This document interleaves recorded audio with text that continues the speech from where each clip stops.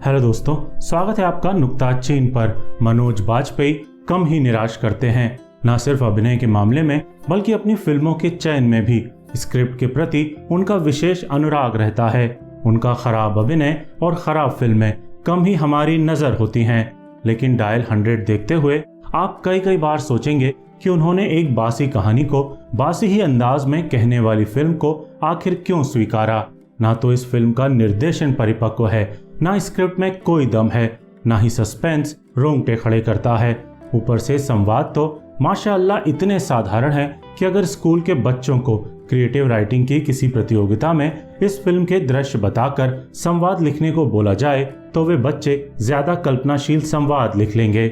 ऊपर से मनोज बाजपेयी अजनबी नीना गुप्ता से बात करते वक्त बार बार उनके किरदार सीमा का नाम बेतकल्लुफ होकर लेते हैं, और इतना लेते हैं कि जैसे हम दर्शकों को एक बार में उनका नाम समझ न आया हो। क्लाइमैक्स के एक सीन में तो पिस्तौल ताने खड़े होते वक्त मनोज बाजपेयी सिर्फ एक संवाद में 3 से 4 बार सीमा सीमा सीमा सीमा बोलते हैं। अरे भाई, खराब संवाद लेखन की भी कोई तो सीमा होती होगी।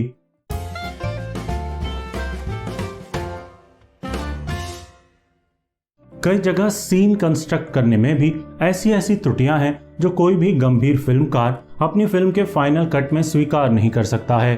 फिर भी इस फिल्म में ऐसी गलतियों ने जगह बनाई है और खूब बनाई है।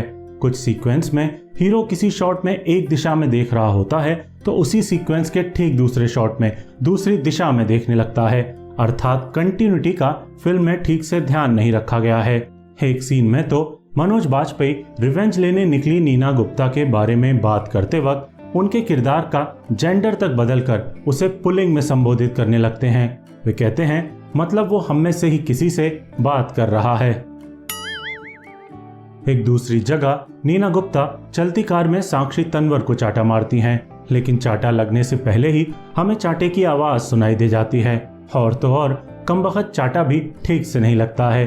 कहने का मतलब है कि किसी सामान्य सी फिल्म में भी इस तरह के खराब शॉट्स फाइनल कट में जगह नहीं बना सकते हैं। ये तो फिर उन मनोज बाजपेयी की फिल्म है जिन्होंने केवल हाल फिलहाल में ही भोसले, द फैमिली मैन और रे की हंगामा है क्यों बरपा जैसी शानदार फिल्में और सीरीज हमारी नजर की है।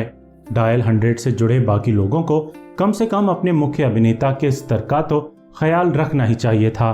अभिनय के इस दिग्गज को यूं व्यर्थ नहीं करना चाहिए था। डायल 100 एक फोन कॉल के बाद शुरू होती है जिसमें नीना गुप्ता का किरदार मनोज बाजपेयी के पुलिस इंस्पेक्टर किरदार को पुलिस कंट्रोल रूम में फोन करता है।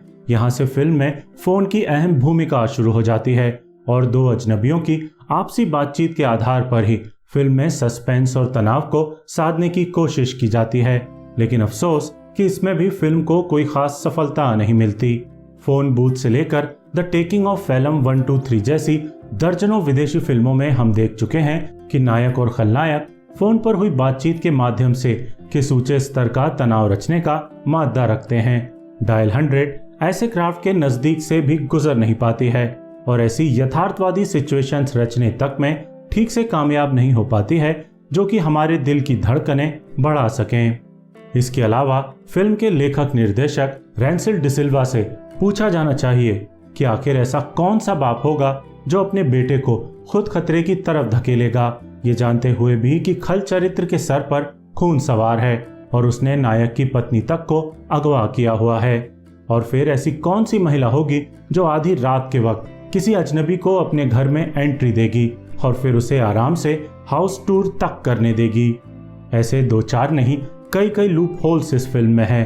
काश की 100 नंबर डायल करके ये पता लग सकता कि ऐसी पटकथाओं को ग्रीन सिग्नल आखिर कैसे मिल जाता है। डायल 100 में वैसे तो 2-3 ट्विस्ट एंड टर्न्स भी हैं, लेकिन अगर आपने 2-4 भी कायदे की सस्पेंस थ्रिलर फिल्में देखी हैं तो भरोसा रखिए आपको फिल्म के शुरुआत में ही सब कुछ नजर और समझ आ जाएगा। ऊपर से ये फिल्म भी अपना दिमाग लगाकर कुछ भी ऐसा अनएक्सपेक्टेड हमारी ओर नहीं उछालती है कि अपनी कामचोर स्क्रिप्ट को कम से कम काम चलाओ ही बना ले। मेरी तरफ से इस बासी फिल्म को 1 स्टार, और ये 1 स्टार भी मनोज बाजपेयी के सम्मान में, जो कि डायल 100 में सदा हुआ अभिनय करने की भरसक कोशिश करते हैं। लेकिन सच्चाई यही है कि ऐसी बासी और आलसी फिल्में उनके स्तर का सिनेमा नहीं है।